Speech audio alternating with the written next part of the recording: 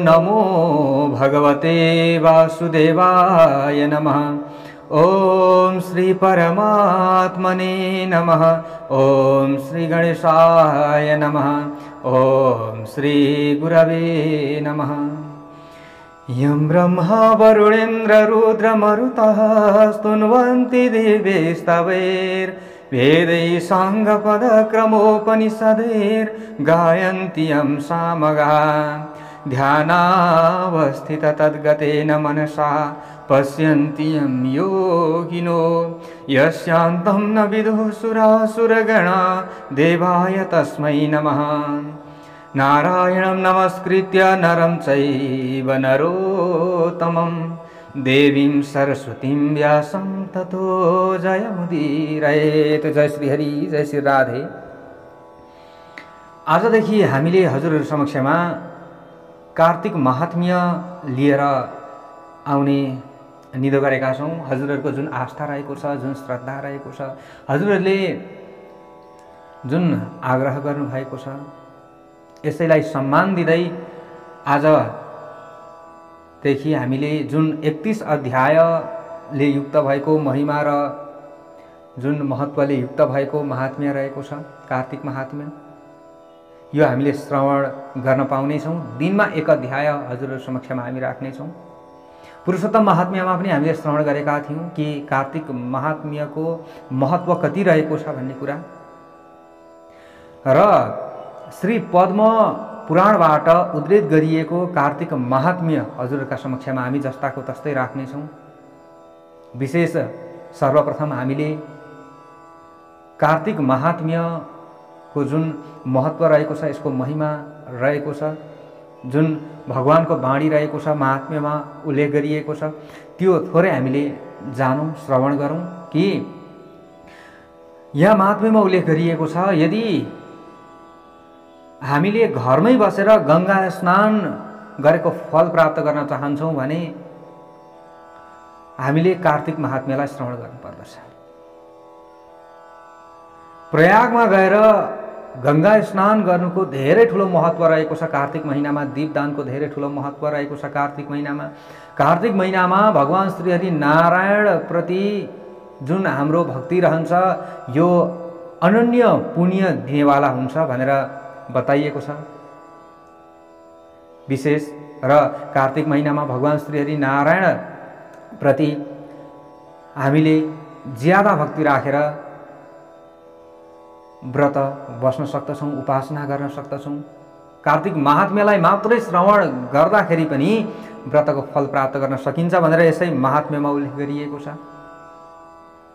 र यहाँनेरि भनिन्छ कि ते धन्यास्ते सदा पूज्यास् तेषां च सफलो भवः विष्णु भक्तिरताये स्युः कार्तिक व्रतकारिणः।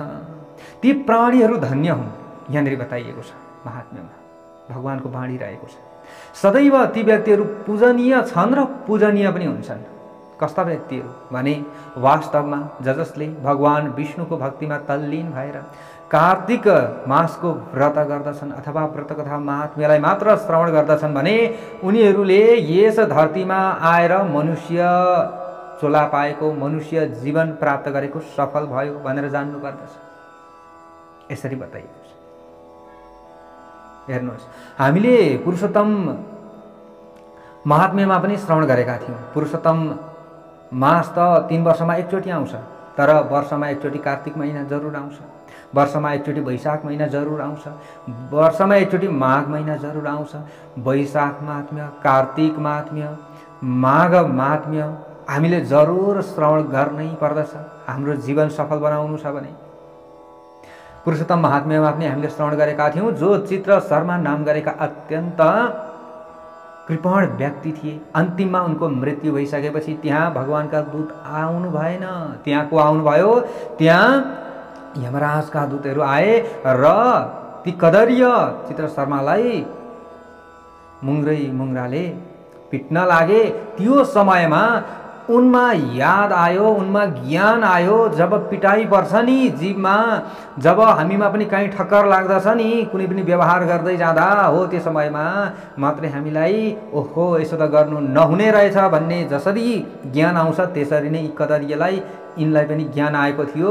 ओहो मैले त साह्रै ठुलो पाप गरेछु, मैले त गर्नै नहुने काम गरेछु, मैले त गर्न हुने काम त केही पनि गरिनछु। वैशाख महिना पनि मेरो लागि कल्याणदायक थियो, माघ महिना पनि मेरो लागि कल्याणदायक थियो, हरेक एकादशीका व्रतहरू, एकादशीको व्रतको महात्म्य पनि मेरा लागि कल्याणदायक थियो, कार्तिक महिना पनि मेरो कल्याणदायक थियो, कार्तिक महात्म्यलाई पनि मैले श्रवण गरिन, कार्तिक महिनामा तारा छँदै मैले स्नान पनि गरिन, वैशाख महिनामा पनि मैले भगवानको नाम स्मरण गरेर स्नान गरिन, माघ महिनामा पनि मैले भगवानको नाम जप्दै स्नान गरिन, मेरो जीवन धिक्कार भयो, आज मैले यो सजाय भोग्नु परिरहेको छ हे ईश्वर भनेर धुरु धुरु ती कदरिया रोए। हेर्नुहोस् त्यतिखेर पनि हामीले कार्तिक महिनाको महत्त्व कति रहेछ, महिमा कति रहेछ भन्ने कुरा त बुझिसकेका छौँ, जानिसकेका छौँ। जसले पुरुषोत्तम मासको कथा हजुरहरूले श्रवण गर्नुभएको छ उहाँहरूलाई त यो थाहा छ। जसले महात्म्य श्रवण गर्नुभयो उहाँहरूलाई थाहा छ, विशेष पुस्तकमा भएको जुन महात्म्य श्रवण गर्नुभएको छ त्यो प्रसङ्ग जरुर थियो, आएको थियो। हेर्नुहोस् त्यसैले हामीले त जस्तै भनौँ, मैले भनौँ अथवा हामीले अवश्य पनि कार्तिक महिनामा, माघ महिनामा, वैशाख महिनामा दिनको एक अध्याय त जरुर पाठ गर्ने गरेकै हो। तर पनि हजुरहरूलाई पनि केही राम्रो होस्, सबैलाई राम्रो होस्, हजुरहरूको पनि आस्था रह्यो, भक्ति रह्यो, यही कारणले गर्दा हामीले हजुरहरूलाई पनि राम्रो होस्, सबैलाई राम्रो होस्, हामीले यही चाहनु पर्दछ। सर्वे भवन्तु सुखिनः, सबै सुखी हुनुपर्दछ, हाम्रो सोच यही हुनुपर्दछ। त्यसै कारणले गर्दा हजुरहरूलाई पनि राम्रो होस् न त भन्ने हिसाबले हामीले कार्तिक महात्म्य ल्याउने प्रयास गरेका छौँ। र विशेष कार्तिक महिनामा हामीले व्रत नै बस्नुपर्छ भन्ने पनि होइन, व्रत बस्न सके त धेरै राम्रो, उपवास बस्न सके त धेरै राम्रो, व्रत बस्दाखेरि पनि भोकै बस्नुपर्छ, तिर्खै बस्नुपर्छ भन्ने पनि होइन। शरीरको रक्षा गरेर व्रत हामीले बस्न सक्दछौँ, तर व्रतै नबसी पनि व्रत कथा महात्म्यबाट पनि हामीले व्रत बसेको पुण्य प्राप्त गर्न सक्दछौँ। यहाँनिर यही बताइएको छ, देह स्थितानि पापानि कम्पम यान्ति च यद भयात् क्व यास्यामो भवत्येष यद्युर्ज व्रत कृन्नर। हेर्नुहोस् है, यद्युर्ज व्रत कृन्नर कि कार्तिक मासको व्रत गर्नेवाला व्यक्तिको पुण्यको भयले उसका समस्त पापहरू काँप्न लाग्दछन् अरे, पापहरू भाग्दछ अरे, चिन्ता गर्नै पर्दैन, चिन्तित हुँदै पापहरू नै भाग्नेछन्। अब कहाँ जाने होला भनेर पापहरूले बाटो खोज्न थाल्दछन् अरे। कार्तिक मासको व्रतको विधान मात्रै पनि हामीले श्रवण गरियो, कार्तिक महात्म्यलाई मात्रै पनि हामीले श्रवण गरियो, र श्रवण कसैलाई गराइयो भने अथवा आफूले पाठ गरियो भने पनि ती व्यक्तिहरूका सारा पापहरू नाश भएर जान्छ। तौ सम्यक व्रत नियमात् फलम भवेद्य तत् सर्वं कलुष विनाशनम लभेते। हेर्नुहोस् कस्तो राम्रो कुरा बताइएको छ। व्रतै बस्नुपर्छ त होइन, हामीले काम गर्दै पनि व्रत कथा महात्म्यलाई श्रवण गर्न सक्दछौँ, बेलुका सुत्ने बेलामा पनि हामीले व्रत कथा महात्म्यलाई श्रवण गर्न सक्दछौँ, बिहान उठेर पनि आधी घन्टा, 1 घन्टा अथवा 15 मिनट जति भए पनि हामीले व्रत कथा महात्म्यलाई श्रवण गर्न सक्दछौँ। अहिले त कति सजिलो छ हेर्नुहोस् त, हामीले कहीँ गएर समय काम बिताएर बस्नु परेको छ त छैन, हामीले कथा सुन्दै सुन्दै आफ्नो गृह कार्य गर्न सक्छौँ। हेर्नु त, आफ्नो व्यवहार पनि चलिरहेको छ, परमार्थको काम पनि भइरहेको छ, कति सजिलो छ, कति राम्रो छ। त्यसैले यो अवसर हामीले अवश्य पनि नचुकाऊँ, यही अनुरोध हजुरहरूलाई म गर्न चाहन्छु। किनकि पुरुषोत्तम महात्म्यमा पनि हामीले श्रवण गरेका छौँ। पुरुषोत्तम महात्म्य त हामीले 3 वर्षमा एकचोटि मात्रै श्रवण गर्न पाउँछौँ। कार्तिक महात्म्य वर्षैपछि हामीले श्रवण गर्न पाउँछौँ र हामीले दैनिक गरेका सारा पापहरू हामीमा नरहुन्, सारा पापहरू नाश हुन् भन्नका लागि हामीले वैशाख महात्म्य, माघ महात्म्य, कार्तिक महात्म्य, एकादशीका महात्म्यहरू भए, विभिन्न व्रतकथा आदि भए, यी हामीले श्रवण गर्नुपर्दछ। भगवानका लीला गाथाहरू, गुणानुवाद आदि हामीले श्रवण जरुर गर्नुपर्दछ, जहिले पनि गर्नुपर्दछ हो।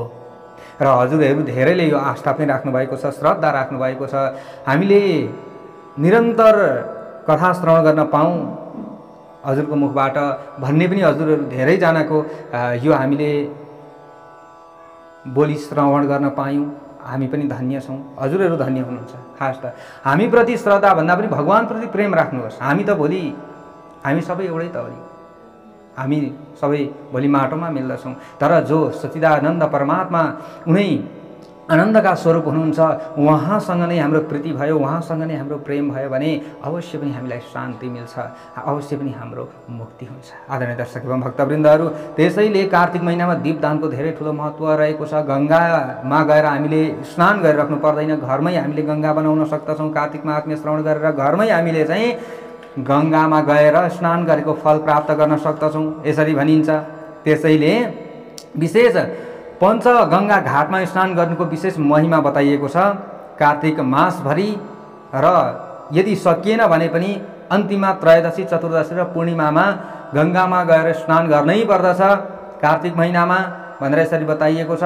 तर यदि अब गङ्गामा स्नान गर्न जान नसके पनि हामीले गङ्गामा स्नान गरेको फल जरुर प्राप्त गर्न सक्दछौँ। त्यसका लागि हजुरहरूले कार्तिक मासभरि अवश्य पनि व्रतकथा महात्म्यलाई श्रवण गर्नुहोला, किनकि सत्कर्ममा नि सबैलाई हामीले जबरजस्ती भए पनि लगाउनु पर्दछ, तर दुष्कर्ममा भने कदापि लगाउनु हुँदैन कसैले हो। कसैको अरूको कल्याण गर्नका लागि आफू जागरुक भइयो भने त्यो पुण्य आफूलाई पनि मिल्छ। त्यसैले हजुरहरूलाई यो अनुरोध मैले गर्न चाहेँ, कार्तिक महिनाभरि हजुरहरूले अवश्य, धेरैजनाले त हजुरहरूकै अनुरोध रहेको छ श्रवण गरिहाल्नुहुन्छ, विशेष हजुरहरूले श्रवण गर्नुहोला, हामीलाई राम्रो हुन्छ। जुन महात्म्य रहेको छ सौनकादि 88,000 ऋषिहरूलाई सुतजीले बताउँदै हुनुहुन्छ। आज प्रथम अध्यायको महात्म्य हामीले श्रवण गर्दैछौँ। हाम्रो जुन यो मरण धर्म, जुन यो हाम्रो शरीर रहेको छ, मर्नेवाला शरीर रहेको छ, यसको चाहिँ कल्याणका लागि धेरै कुराहरू चाहिँ सुतजीले बताउनु भएको छ ऋषिहरूलाई।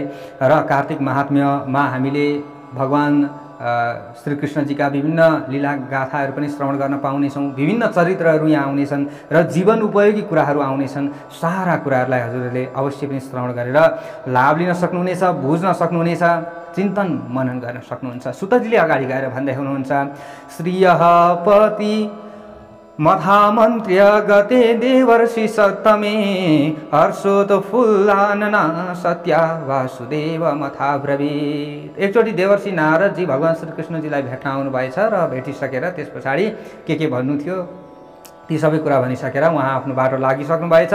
लागिसकेपछि उहाँकी पत्नी जो सत्यभामा हुनुहुन्थ्यो अत्यन्त हर्षित बन्नुभएको थियो, प्रफुल्लित बन्नुभएको थियो कि भगवान श्रीकृष्णजीलाई पतिका रूपमा प्राप्त गरेर। जो सर्वसामर्थ्यवान हुनुहुन्छ, सारा प्राणीहरूलाई मुक्ति दिनेवाला हुनुहुन्छ, जो ईश्वर हुनुहुन्छ, जगतका दाता पालनकर्ता हुनुहुन्छ, उनी दीनदयाललाई पति रूपमा प्राप्त गर्न पाउँदा को चाहिँ प्रसन्न हुँदैन होला र।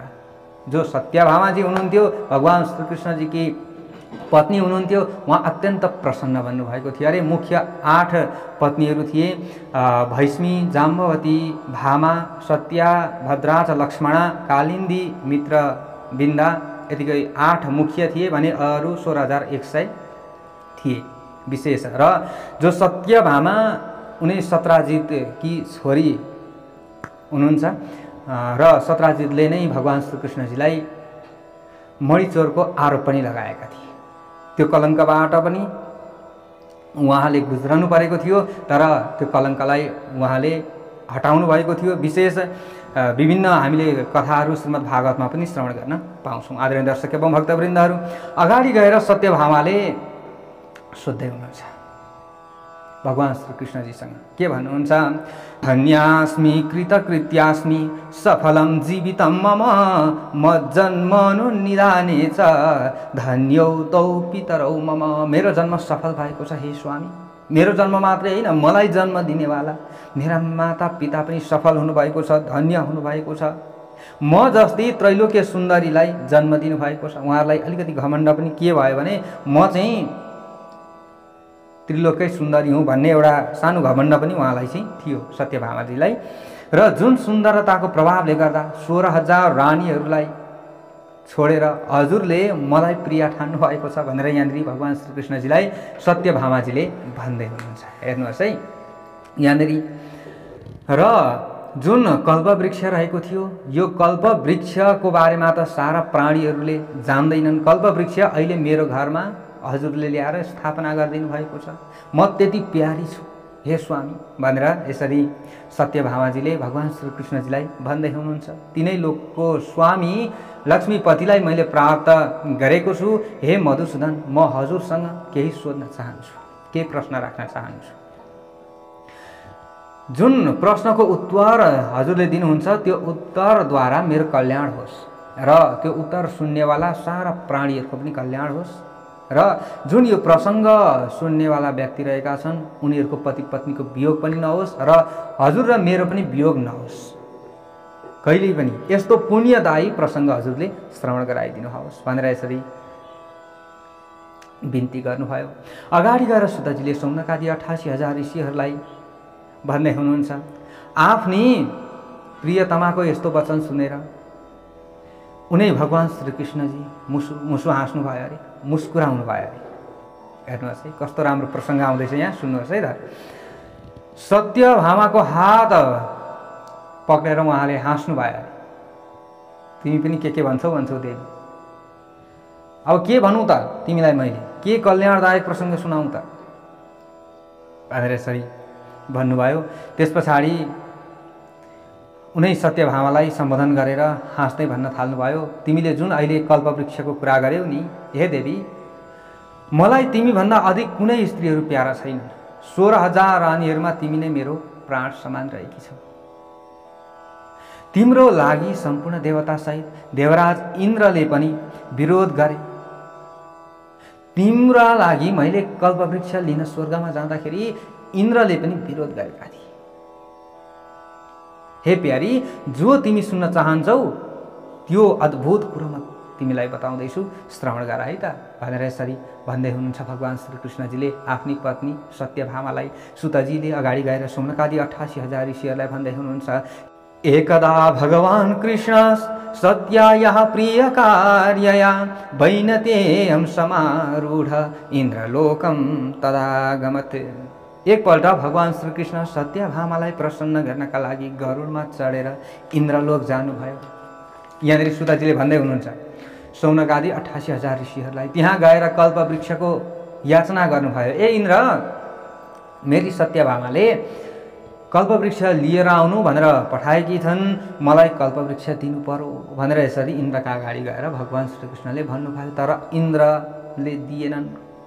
हेर्नुहोस् त्यहाँनिर भगवानले लडाइँ गर्नु पर्यो र लडाइँ गरेर कल्पवृक्ष लिएर आउनु पर्यो। त्यही समयमा के भएछ त भन्दा उता गरुडजी पनि एकदमै क्रोधित हुनुभएछ। कल्पवृक्षको लागि अब युद्ध गर्न लाग्नुभयो गरुडजीले पनि। र गोलोकमा गरुडजीले गाईहरूसँग पनि युद्ध गर्नुभयो। त्यो समयमा कल्पवृक्षका लागि पनि लडाइँ भयो। त्यो समयमा गरुड र गाईको पनि युद्ध भयो भनेर यहाँनिर सुतजीले भन्दै हुनुहुन्छ। अब के भयो त, गरुड र गाईको युद्ध त भयो, अब के भयो त त्यहाँबाट भनिसकेपछि अगाडि गएर सुतजीले फेरि भन्दै हुनुहुन्छ। त्यो बेला गरुडजीको चुच्चोको प्रहारले उनीहरूको पुच्छर यानि कि गाईको पुच्छर र कान काटिएर भूमिमा झर्यो। गरुडजीसँग लडाइँ पर्यो। लडाइँ पर्दाखेरि गाईको पुच्छर र कान काटिएर भुइँमा झरिसकेपछि त्यसको रगतबाट 3 अङ्गबाट ती वस्तुहरू उत्पन्न भए। के वस्तुहरू उत्पन्न भए त भन्दा एउटा कानबाट तमाल, यानि कि सुर्ती उत्पन्न भयो अरे। सुर्ती भनिन्छ नि तमाल, यो उत्पन्न भयो। र पुच्छरबाट गोभी यानि कि कोपी भनेर हामीले भन्ने गर्दछौँ नि, फुलकोपी भयो, बन्दाकोपी भयो, यो उत्पन्न भयो अरे। र रक्तबाट मेहन्दी उत्पन्न भयो। हामीले मेहन्दी भनेर भन्ने गर्दछौँ नि, लामा लामा पात भएको र यसरी लाइन्छ पनि, त्यो मेहन्दी उत्पन्न भयो अरे। अतः त्यस पछाडि यसरी लडाइँ घनघोर पर्यो, घनघोर लडाइँ पर्यो गाई र गरुडको पनि, र गाईको जुन चोटद्वारा गरुडको पनि। तीनटा प्वाख पृथ्वीमा झरिसकेपछि त्यसबाट के उत्पन्न भयो अरे त भन्दा, पश्चात् प्राथमिका जातो नीलकण्ठ शुभात्मकः, द्वितीया च मयूरो वै चक्रवाकस् तृतीयकः। पहिलो प्वाखबाट नीलकण्ठ भने कालिज उत्पन्न भयो अरे, दोस्रोबाट मयूर उत्पन्न भयो अरे, तेस्रोबाट चक्रवाक यानि कि चखेवा उत्पन्न भयो अरे। यी तीनैवटाको दर्शनले शुभ फल प्राप्ति हुन्छ अरे। तर अघि जो गाईबाट उत्पन्न भएको थियो, गाईको जुन कानबाट पुच्छरबाट उत्पन्न भएको थियो नि, यो चाहिँ व्रत उपवास आदिमा हामीले चलाउनु हुँदैन, त्यो चाहिँ त्याज्य छ। मोक्षको अभिलाषी व्यक्तिहरूले जो कोपिरहेको छ, अनि जो यहाँनिर बताइएको थियो अघि सुर्ती रहेको छ, अनि जुन मेहन्दी रहेको छ, यो प्रयोग गर्नु हुँदैन अरे। व्रतमा पनि मेहन्दी लगाउनु हुँदैन भनेर यहाँनिर बताइएको छ है। एकदमै जुन पद्म पुराणबाट उल्लेख गरिएको यो महात्म्य रहेको छ, यहाँनिर स्पष्ट बताइएको छ, यो हामीले बुझ्न सक्दछौँ। यो हाम्रो लागि एकदमै काम दिने कुरा प्रसङ्ग आएको छ। यहाँनिर भनिएको छ, रुधिरान मेहन्दी जाता मोक्षार्थी दूर तस्त्यजेत। मोक्षको इच्छा हुने व्यक्तिहरूले व्रत उपवास बस्दाखेरि, भगवानको नाम जप्दाखेरि त्यो हामीले मेहन्दी पनि लाउनु हुँदैन, र कोपी पनि हामीले खानु हुँदैन, अनि सुर्ती पनि हामीले खानु हुँदैन। यहाँनिर यही बताइएको छ। जस्तो यहाँ बताइएको छ त्यस्तै हजुरहरूलाई हामीले बताउने हो, शास्त्रमा भएको कुरा हो आदरणीय दर्शक भक्तवृन्दहरू। र विशेष अब यसरी बताइँदैछ, यसरी घनघोर युद्ध भयो अरे, घनघोर युद्ध भयो अरे। भगवान् श्रीकृष्णजीले यही प्रसङ्ग सत्यभामालाई श्रवण गराउँदै हुनुहुन्छ। हे प्यारी, अतः मैले तिमीलाई यो उपाख्यान सुनाएको हुँ। जो फल गरुडजीको दर्शन गर्नाले प्राप्त हुन्छ त्यो मेरो वैकुण्ठ रूपी फल यी तीनको दर्शन गर्नाले प्राप्त हुन्छ। यानि कि वैकुण्ठ दर्शन गरेको फल त जो यी तीनवटा रहेका छन् नि, कालिजको दर्शन गर्दा पनि हामीलाई मिल्छ अरे। नीलकण्ठ भनेर भनिन्छ, एक त कालिजको पनि अर्थ लाग्छ विशेष, र अर्को मयूरको दर्शनद्वारा पनि हामीलाई चाहिँ वैकुण्ठको दर्शन गरेको फल मिल्छ अरे। अनि चखेवाको दर्शन गरियो भने पनि त्यो फल हामीलाई मिल्छ भनेर यहाँनिर बताउनु भएको छ। तिम्रो लागि त म जो कसैलाई दिन योग्य जो छँदै छैन केही पनि चिजवस्तु, हे प्रिया, हे सत्यभामा, जो अरूलाई दिनका लागि योग्य छँदै छैन, गोप्यभन्दा गोप्य कुरा रहेको छ भने त्यो कुरा पनि म तिमीलाई दिन्छु, तिमीलाई बताउँछु। यस्तो गोप्य रहस्यात्मक लुकाउनु पर्ने कुरा पनि मैले तिमीलाई बताएको छु। यो जुन तिमीले कल्याणदायी प्रसङ्ग श्रवण गर्नका लागि चाहेकी थियौ नि, कल्पवृक्ष मेरो आँगनमा ल्याएर तपाईँले रोपिदिनु भएको थियो भनेर, त्यसका लागि सानो युद्ध गर्नु पर्यो त इन्द्र कहाँ गएर। यसरी लडाइँ हुँदाखेरि गाई र चाहिँ गरुडको युद्ध पनि भयो, त्यो समयमा यी चिजवस्तुहरू उत्पन्न भए। त्यसैले तिमीले यसरी दर्शन गर्न सक्दछौ, मयूरको पनि दर्शन गर्न सक्दछौ, चखेवाको पनि दर्शन गर्न सक्दछौ भनेर यसरी बताउनु भएको छ। जसको प्रभावले गर्दा म मृत्युलोकमा जन्म लिएर पनि सांसारिक बाधाहरूबाट मुक्त भएर हजुरकी अर्धाङ्गिनी बन्न पाएको छु। नित्य हजुरका साथमा गरुडमा बसेर हिँड्ने गर्दछु नि। हे स्वामी, हजुरले जुन गरुडको प्रसङ्ग ल्याउनु भएको थियो, गरुडको दर्शन गर्दाखेरि जुन फल चाहिँ मिल्दछ त्यो फल मयूरको दर्शन गर्नाले पनि मिल्छ भनेर हजुरले भन्नुभयो। म त गरुडमा जहिले चढेर हिँड्दछु नि हे हजुर, हजुरका साथमा इन्द्रादि लोकहरूमा पनि म गएँ। हजुरलाई म सोध्न चाहन्छु कि पूर्व जन्ममा म को थिएँ त? मैले त जान्न चाहेको यो हो नि त हे पतिदेव, पूर्व जन्ममा म को थिएँ र पूर्व जन्ममा मेरो स्वभाव कस्तो थियो, म कसकी छोरी थिएँ, यो सबै कुरा भन्नुहोस् न, बताउनुहोस् न भनेर यसरी सत्यभामाजीले भगवान् श्रीकृष्णजीसँग सोध्नु भएको छ। भगवान् श्रीकृष्णजीले अगाडि गएर भन्दै हुनुहुन्छ, हे प्यारी, तिमी अब सावधान भएर सुन न त, म तिम्रो पूर्व जन्मको वृत्तान्त श्रवण गराउँदैछु। त्यस जन्ममा तिमीले जुन पुण्य व्रत र पुण्य कर्म गरेका थियौ, त्यही कारणले गर्दा आज मलाई पति रूपमा तिमीले प्राप्त गरेकी छौ। अब के यिनले पुण्य गरेकी रहेछिन् त सत्यभामाले, र उनै प्रभु परमात्मालाई पतिको रूपमा वर्ण गर्न पाएकी थिइन् त। त्यो हामीले प्रसङ्ग श्रवण गर्दै अगाडि बढौँ है त। आदरणीय दर्शक एवं भक्तवृन्दहरू, सत्ययुगको अन्त्यको कुरो हो। मायापुरीमा एकजना ब्राह्मण थिए। हे प्यारी, आत्रेयो देवशर्मेति वेद वेदाङ्ग पारगः अथितेयोग्नि शुश्रूषो सौरव्रत परायणः। अत्रि गोत्रमा उत्पन्न देवशर्मा नाम भएका वेद र वेदाङ्गमा पारङ्गत भएका जो ब्राह्मण थिए, उनीले अतिथिहरूको सधैँ सत्कार गर्दथे, अग्निहोत्र गर्दथे। भगवान सूर्यको व्रत पनि उनले बस्दथे। सदा सर्वदा सूर्यनारायणको उपासना गर्दथे। सूर्यको उपासना देदीप्यमान रहेको छ। हे प्रिया, वृद्ध अवस्थामा उनको गुणवती नामकी कन्या भइन्। वृद्ध अवस्थामा गएर मात्रै कन्या भएकी थिइन्। उनको नाम गुणवती थियो। देवशर्माका अरू कुनै सन्तान थिएनन्। उनले छोरीको विवाह आफ्नो शिष्य चन्द्रसँग गरिदिए। पुत्र नहुनाले गर्दा शिष्य चन्द्रलाई नै पुत्रवत मान्दथे। उनले जितेन्द्रिय चन्द्र पनि उनलाई पिता तुल्य मान्दथे। अब एक दिन के भएछ त आदरणीय दर्शक एवं भक्तवृन्दहरू, हेर्नुहोस्।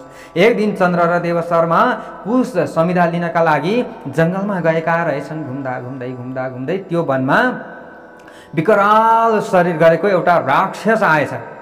राक्षसलाई उनीहरूले देखिसकेपछि उनीहरू अत्यन्त डराए।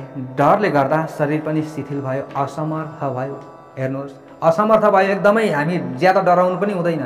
यहाँबाट हामीले यो शिक्षा प्राप्त गर्न सक्दछौँ कि उनीहरू विकराल राक्षसलाई देखिसकेपछि, यमराज जस्तो डरलाग्दो राक्षसलाई देखिसकेपछि उनीहरू एक्कासी झस्केछन्, शरीर शिथिल भयो। त्यतिखेरै उनीहरू दुवैजनाको मृत्यु भयो। राक्षसले केही गर्नै परेन। हेर्नुहोस्, त्यस क्षेत्रको प्रभाव र धार्मिक स्वभावले गर्दा उनीहरू मेरो समीपमा आउन पाए। हे प्यारी, हे सत्यभामा, ती दुवैजना मेरो समीपमा आउन पाए र मेरा गणहरूले उनीहरूलाई मेरो वैकुण्ठ धाममा ल्याए। उनीहरूको मृत्यु हुने बित्तिकै सूर्यदेवको पूजादि पनि गरेका थिए उनले। यहाँनिर एकदमै बुझ्ने कुरा आयो आदरणीय दर्शक एवं भक्तवृन्दहरू। भगवान् श्री कृष्णजीले भन्दै हुनुहुन्छ है यहाँ, त्यसै कर्मले म उनीहरू माथि अति प्रसन्न थिएँ। सूर्यदेवको उपासना यिनीहरूले गर्थे। हेर्नुहोस्, त्यसैले हामीले भन्छौँ नि बारम्बार, बिहान उठेर सूर्यलाई जल दिनु। हेर्नुहोस्, सूर्यलाई जल दिँदा त भगवान् श्रीकृष्णको गोलोक धाम पनि हामीलाई मिल्दो रहेछ। त्यति मात्रै होइन, यहाँनिर भन्दै हुनुहुन्छ। हेर्नुहोस् है, के भन्दै हुनुहुन्छ त भन्दा, तेनाहं कर्मणा ताभ्यां सम्प्रीतो ह्यभवं किल शैवाः सौराश्च गाणेशाः वैष्णवाः शक्तिपूजकाः।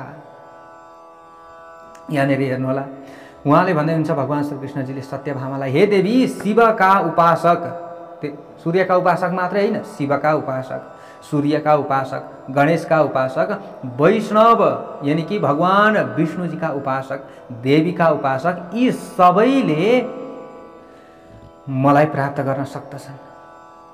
जसरी वर्षाको पानी सागरमा पुग्दछ त्यसरी नै मलाई प्राप्त गर्दछन् उनीहरूले। वास्तवमा म एक छु, तर नाम र क्रियाको भेदले 5 रूपमा म विभक्त छु। जस्तै कसैको नाम देवदत्त हो, उही देवदत्त के हो, कसैको पिता पनि हो। उही देवदत्त कसैको पुत्र पनि हो, उही देवदत्त कसैको भाइ पनि हो र कसैको भतिजो पनि हो। तर नाम क्रियाको भेद अनेक भए पनि देवदत्त त एउटै हो नि। त्यस्तै म एउटै हुँ। सूर्यका समान तेजस्वी ती दुवै मेरो वैकुण्ठमा आएर बस्न थाले, किनकि उनीहरूले सूर्यको उपासना गरेका थिए।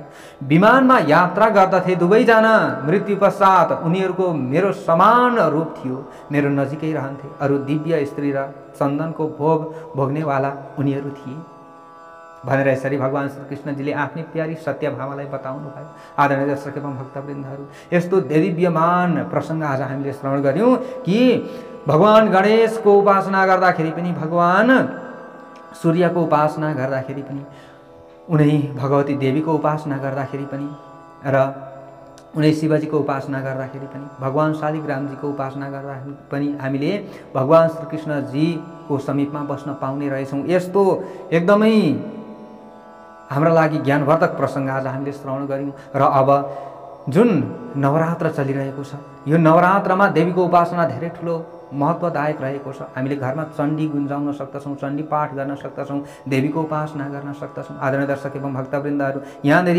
साक्षात् भगवान श्रीकृष्णजीले भन्नुभएको छ हामीले यसो गरियो भने पनि हामीलाई मोक्ष मिल्छ भनेर। जय जय श्री पद्म पुराणे श्रीकृष्ण सत्यभामा संवादे कार्तिक महात्म्य प्रथमोध्याय। हामीले आज प्रथम अध्यायको महात्म्य हजुरहरूका समक्षमा राख्यौँ। अब भोलि द्वितीय अध्यायको महात्म्य हजुरहरूले श्रवण गर्न पाउनुहुनेछ। हजुरहरूको सबैको दिन आजको शुभ रहोस्, यही कामना गर्दै भगवानको कृपा रहोस्, यही भन्दै म हजुरहरू समक्षबाट बिदा हुन चाहन्छु। आजको भागबाट मलाई बिदा दिनुहोस्। जय श्री हरि।